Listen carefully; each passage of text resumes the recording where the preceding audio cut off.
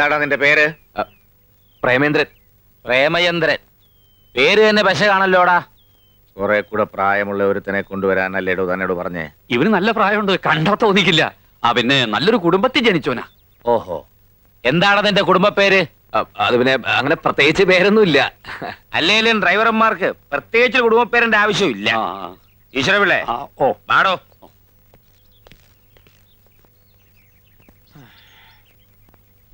നല്ല പക്വതയും പ്രായമുള്ള ഒരുത്തനെ കൊണ്ടുവരാൻ പറഞ്ഞിട്ട് പ്രേമനസിനെ ഒരുത്തനെ അവിടെ കൊണ്ടുവന്നിരിക്കണേ. കാഴ്ചക്ക് പ്രേമനസരാണെങ്കിൽ ഉള്ളില് ഭരതഗോപിയ.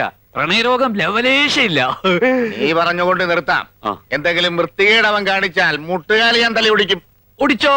അവന്റെ 2 മുട്ടുകാലും മുതലാളിമാർക്കുള്ളതാ. അവന്റെ അല്ല, നിന്റെ മുട്ടുകാലിന്റെ കാര്യമാണ് ഞാൻ പറഞ്ഞേ.